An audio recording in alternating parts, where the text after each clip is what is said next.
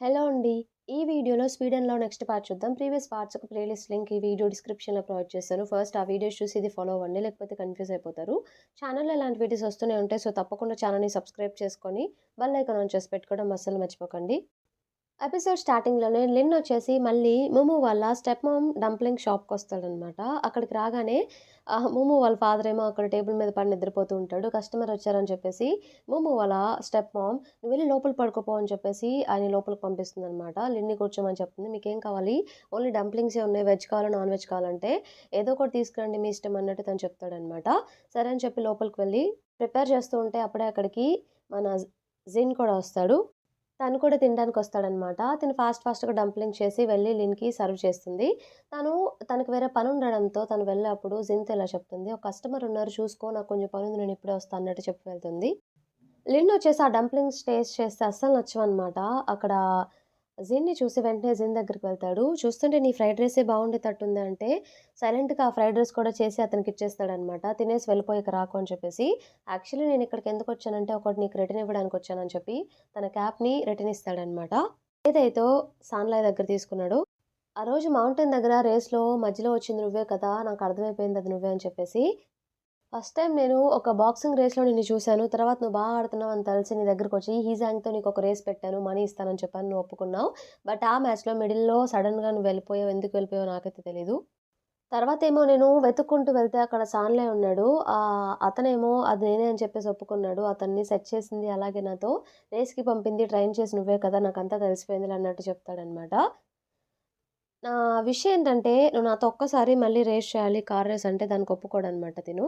జిన్ ఒప్పుకోడు. అవసరం లేదంటే లిన్ అయినా కూడా ఒక్కసారి అంటే యాన్‌కి వచ్చు కదా! తనతోనే రేస్ పెట్టుకో అంటే, యాన్‌తో నేను ఆల్రెడీ ఆడాను. తనెప్పుడు ఓడిపోతూనే ఉంటాడు. బట్ నాకు నీతో పెట్టుకోవాలని ఉంది అన్నట్టు చెప్తాడు రేస్. నాకు ఇంట్రెస్ట్ లేదు తినేసి వెళ్ళిపోండి అని చెప్పేసి ఇక ఆ మాట చెప్పేసి వెళ్ళిపోతాడనమాట జిన్ కూడా. జిన్ కార్‌లో వెళ్తూ ఉన్నప్పుడు ఒకటి గుర్తు తెచ్చుకుంటూ ఉంటాడు. ఎప్పుడూ ఒక అతనితో అతని కన్వర్జేషన్ జరుగుతూ ఉంటది కదా! ఏదో సంథింగ్ రేస్ గురించి. సో, వాళ్ళిద్దరి మధ్య జరిగిన కన్వర్జేషన్ గుర్తు చేసుకుంటూ ఉంటాడనమాట. అతనేమో ఈసారి ఎలా అయినా సరే లాస్ట్ మ్యాచ్ ఇది నువ్వే గెలవాలంటే, లాస్ట్ మ్యాచ్‌లో జస్ట్ మిస్ అసల ఎలాగో గెలిచాను. బట్ ఆల్మోస్ట్ ఓడిపోయేవాడిని అన్నట్టు జిన్ చెప్తూ ఉంటాడు. ఒక కార్గో నువ్వు ఎక్స్‌పోర్ట్ చేసేయి. ఆ వాన్ వాళ్ళది. సో, మన దగ్గర ఒక ఎవిడెన్స్ ఉంటది. కంపెనీ గురించి అన్నట్టు జిన్‌తో డిస్కస్ చేయడం, ఈ కన్వర్జేషన్ మనకు చూయిస్తారు. అక్కడి నుండి జిన్ ఇంటికి వెళ్తాడనమాట వాళ్ళ డ్యాడ్ దగ్గరికి. వాళ్ళ ఫాదర్‌ని ఏం అడుగుతూ ఉంటాడంటే, "మీరు పాస్ట్‌లో రేస్ ఎలా చేసేవాళ్ళు నాకు చెప్పగలరా?" అని చెప్పేసి అడుగుతూ ఉంటాడనమాట. వాళ్ళ ఫాదర్ డ్రింక్ చేస్తూ ఇలా చెప్తూ ఉంటాడు. సో, అందరూ కరేజ్ ఉండాలి, అదుండాలి, డిసిప్లిన్ ఉండాలని ఏదేదో సొల్లు చెప్తారు. బట్ ఇది కాదు. అది నీ బాడీలో ఒక పార్ట్‌లా నువ్వు అనుకోవాలి. నువ్వు దాని సౌండు, దాని రిథము, దాని స్పీడు, సౌండ్స్ విని నువ్వు అన్నీ గెస్ చేయగలగాలి. అదెంత ఫాస్ట్‌గా వెళ్తుందో. అంటే ఏం చేస్తే ఏమవుతుందో అని చెప్పేసి, నీ హ్యాండ్ మూవ్‌మెంట్స్ ఇంకా స్పీడ్‌గా ఉండాలి వాటికన్నా అన్నట్టు చెప్తూ ఉంటాడు. అప్పుడే నువ్వు టాప్ రేసర్ అవ్వగలవు అని చెప్పేసి కొంచెం అర్థమయ్యేలా చెప్తారా అంటే ఆహ్, రేపు నువ్వు ఫుడ్ డెలివరీలో హెల్ప్ చేయి నాకంటే, సరే చేస్తాను. ఇప్పుడైతే వెళ్తున్నానని చెప్పేసి వెళ్తూ ఉంటే జాగ్రత్త మరి జాగ్రత్తగా డ్రైవ్ చేయి అన్నట్టు వాళ్ళ ఫాదర్ చెప్తాడనమాట. జిన్ ఓకే అని చెప్పేసి వెళ్ళిపోతాడు. నెక్స్ట్ సీన్‌లో మనకి మోమోని చూయిస్తారనమాట. మోమో వచ్చేసి అదే ఆలోచిస్తూ ఉంటుంది. అదేంటంటే లాస్ట్ నైట్ అన్నాడు కదా!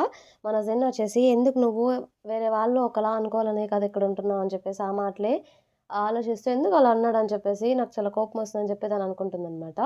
సో, ఆ రోజు నైట్ తను వెళ్ళకూడదని చెప్పి ఫిక్స్ అవుతుంది. అందుకే క్యాజుయల్‌గా తిను సాన్‌లే మెసేజ్ చేస్తున్నప్పుడు నేను రావట్లేదు అన్నట్టు చెప్తుందనమాట. "నువ్వేమన్నా అన్నావా?" అన్నట్టు జిన్ని క్వెషన్ చేస్తే, "అవును అన్నాను. అందుకే వెళ్ళిపోయింది" అన్నట్టంటే, "అనుకున్నా ఏదో ఒకటి చేయందే నువ్వు సైలెంట్‌గా ఉండవు కదా!" అన్నట్టు సాన్‌లే అంటాడు.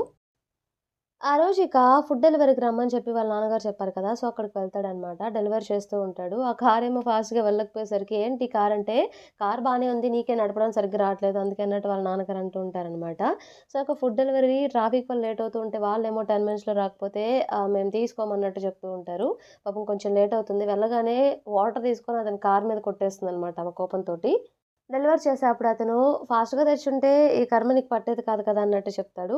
ఆ రోజు నైట్ మోమో వచ్చేసి నిద్రపోతూ ఉంటుందనమాట. తనకొక కలొస్తుంది. అదేంటంటే తను ఇంకా జిన్ ఇద్దరు ఒక పూల్‌లో కలిసి హ్యాపీగా డాన్స్ చేసుకుంటూ, రొమాన్స్ చేసుకుంటున్నట్టు ఒక కలొస్తుందనమాట. లేవగానే ఇదంతా కల, ఏంటి ఇలా నాకెందుకు కళ్ళొస్తున్నాయి అసలు ఇవన్నీ నేనెందుకు ఆలోచిస్తున్నాను? నన్ను నేను కంట్రోల్ చేసుకోలేకపోతున్నాను. ఎందుకిలా జరుగుతుందని చెప్పి థింక్ చేస్తూ ఉంటుంది. అలానే థింక్ చేస్తూ ఉంటుందనమాట. ఎర్లీ మార్నింగ్ కూడా అయిపోతుంది. ఏంటి మార్నింగ్ అయిపోయిందా అని చెప్పి షాక్ అవుతుంది. ఆ రోజు తను కోర్స్‌కి వెళ్తుందనమాట. ఆ రోజు క్లాస్‌లో పన్కయ్ అని చెప్పేసి తను రాగానే తనతో మాట్లాడడానికి ప్రయత్నిస్తూ ఉంటాడు. "నీ కాంటాక్ట్ ఇన్ఫర్మేషన్ ఇస్తావా?" అని చెప్పేసి ఏదేదో మాట్లాడుతూ ఉంటాడు. తనేమో ఏం పట్టించుకోకుండా తన పాటికి తనుంటుందనమాట. క్లాస్ అయిన తర్వాత బయటికెళ్దాం, ఇద్దరం కలిసి ఏమన్నా తిందాం, నాకు చాలా ప్లేసెస్ తెలుసు అని చెప్తూ ఉంటాడనమాట. ఇంతలో టీచర్ రాగానే ఇక క్లాస్ స్టార్ట్ చేస్తాడు. క్లాస్ అవ్వగానే తనేమో పద వెళ్దాం అని చెప్పేసంటే, తను వెళ్ళే అప్పుడు ఇలా చెప్తుంది. "ఎవరు నువ్వు? నీకు నాకేమన్నా పరిచయం ఉందా? నేనెందుకు రావాలి" అన్నట్టుగా.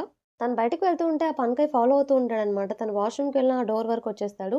లోపలికి వెళ్ళగానే తన నాన్నకి కాల్ చేసి ఎవరతనంటే, అతను ఒక రిచ్ ఫ్యామిలీ నుండొచ్చాడు. సో, ఎన్ని సార్లు అగ్రికల్చర్ చేయాలనుకుంటున్నాడు, ఎన్ని సార్లు ఎగ్జామ్ రాసినా ఫెయిల్ అవుతున్నాడు. అందుకే కోర్స్ తీసుకుంటూనే ఉంటాడు ఇలాగన్నట్టు చెప్తూ ఉంటుందనమాట.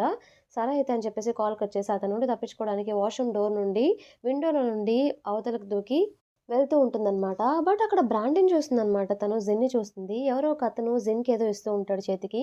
సో, అతనొచ్చేసి జిన్‌కిచ్చేసి జిన్ అతనికేదో ఇస్తూ ఉంటే అతనేమో నాకొద్దు నా బ్రదర్ నీ దగ్గర ఏం తీసుకోవద్దని చెప్పాడని అయినా కూడా జిన్ ఇస్తాడనమాట. అలా వాళ్ళు ఎక్స్‌చేంజ్ చేసుకోవడం మా దూరం నుండి మా నమ్మమ్మ చూస్తుంది. అదేంటి ఎవరితోనని చెప్పేసి తననుకుంటూ ఉంటుందనమాట. ఇంతలో అతను రానే వస్తాడు. "పనకయ్ నువ్వెక్కడేం చేస్తున్నావు? నీకోసం అంతా ఎతుకుతున్నాను" అని చెప్పేసి తనేం మాట్లాడకుండా ఇక అజిన్ దగ్గరికి వెళ్తుంది. "నువ్వు నన్ను పిక్ చేసుకోవడానికొచ్చావా?" అని చెప్పేసి పనక ఏమో ఎనక నిలబడి అలానే చూస్తూ ఉంటాడనమాట.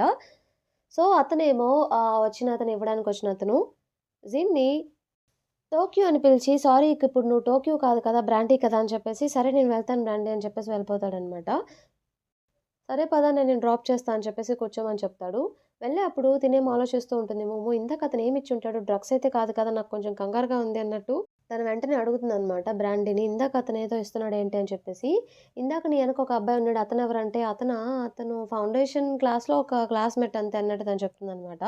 సో, కొంచెం కేర్‌ఫుల్‌గా ఉండు అని చెప్పి తనతో చెప్తాడు. ఇంటి దగ్గర డ్రాప్ చేయగానే తనొచ్చేసి నెక్స్ట్ డే గ్యారేజ్ దగ్గరకొస్తుంది. గ్యారేజ్ దగ్గరికి రాగానే ఎవరు కనిపించరు. ఇంతలో సాన్‌లాయ్ అడుగుతాడనమాట. "రానని చెప్పావు వచ్చావేంటని" చెప్పి. "నేను పప్పిని చూడ్డానికొచ్చానంటే, మరి నన్ను చూడ్డానికి రాలేదా" అంటే, "ఇప్పుడు నేను చూస్తున్నాను కదా!" అన్నట్టు తను చెప్తుందనమాట. "మరెలా ఉంది గ్యారేజ్ బిజినెస్" అన్నట్టు అడిగితే, సాన్‌లో ఇలా చెప్తాడు. "యూజువల్లీ ఇక్కడ పీపుల్ లేట్‌గా లేస్తారు కదా! సో, గ్యారేజ్ కూడా 2 పీఎంకి ఓపెన్ చేస్తున్నాం మేము" అన్నట్టు తను చెప్తాడనమాట. మరి బ్రాండీ ఇంకా నిద్రపోతున్నాడా అంటే, నో ఛాన్స్ అతను ఎర్లీ మార్నింగే 6 ఆర్ 7కి లేచేస్తాడు. చాలా రేర్‌గా నిద్రపోతాడు. నిద్ర కూడా చాలా తక్కువ పోతాడన్నట్టు తనకి చెప్తాడనమాట. అదేంటి అంత మార్నింగ్ లేచి ఏం చేస్తాడంటే, "నీ దగ్గర చాలా క్వెషన్స్ ఉన్నాయి. నువ్వే ఎందుకు వెళ్లి అడగకూడదు జిన్‌ని" అన్నట్టు అంటుంది. అప్పుడే జిన్ పైనుండి బయటకొస్తాడనమాట. బట్ తిను అబ్జర్వ్ చేయదు మోమో. ఎందుకంటే బ్యాక్ సైడ్ ఉంటాడు తనకి. ఒకవేళ తను ఒప్పుకోకపోతే ఏం చేస్తావు నిన్ను అలౌ చేయకపోతే అంటే, అలౌ చేయకపోతే నేనేం చేస్తాను పాట పాడతాను, లేకపోతే డాన్సింగ్ చేస్తాను. ఏదో ఒకటి చేసి అతన్ని కన్విన్స్ చేయడానికి ప్రయత్నిస్తాను అన్నట్టు చెప్తూ ఉంటుంది. అవునా! మరి బ్రాండీ నువ్వే చెప్పు మరి తిన్నేం చేయమంటావు అన్నట్టు అంటాడనమాట. తన వెనక్కి తిరిగి చూడగానే జిన్ ఉంటాడక్కడ. మరి డాన్స్ చేసి చూయించు నాకంటే తన మాట విని సిగ్గుపడి వెంటనే పరిగెత్తుకుంటూ అక్కడి నుండి వెళ్ళిపోతుంది. ఆ రోజు నైట్ జిన్నొచ్చేసి తన బొమ్మ గీయడానికే ప్రయత్నిస్తూ ఉంటాడనమాట. ఇప్పటి వరకు వాళ్ళ మధ్య జరిగిన కాన్వర్సేషన్ గుర్తు చేసుకుంటూ ఇలా మాట్లాడుకుంటూ ఉంటాడు. ఏంటో తెలీదు, ఈ మధ్య నువ్వే నాకు తెగ గుర్తొస్తున్నావు. నీ ముందు హార్ష్ మాటలేమన్నా మాట్లాడుంటే అది నేను కావాలని మాట్లాడినట్టు కాదు. బట్ నా టంగ్ స్లిప్ అయ్యి మాట్లాడినట్టే అన్నట్టు తన్ని ఇలా అనుకుంటూ తనని డ్రా చేస్తూ ఉంటాడనమాట. ఆ రోజు నైట్ మళ్ళీ డెలివరీస్‌కి వెళ్తాడు వాళ్ళ నాన్నగారు చెప్పినట్టుగా. వాళ్ళ నాన్నగారు కారేదో ఫిక్స్ చేస్తాడనమాట. అంటే మోమో వాళ్ళ నాన్నగారు. జీనికి స్టెప్ ఫాదర్. ఇప్పుడిది కొంచెం బాగా పెర్ఫార్మ్ చేస్తుంది అన్నట్టు వాళ్ళ నాన్నగారు చెప్తారు తనతో. జాగ్రత్తగా డ్రైవ్ చేయని. ఇంతటితో మనకి ఈ పార్ట్ కంప్లీట్ అయిపోతుంది. ఈ పార్ట్ మీకు నచ్చిందని చెప్పేసి అనుకుంటున్నాను. నచ్చితే తప్పకుండా ఛానెల్‌ని సబ్స్క్రైబ్ చేయండి. అలానే వీడియోని లైక్ చేయండి. Thank you for watching.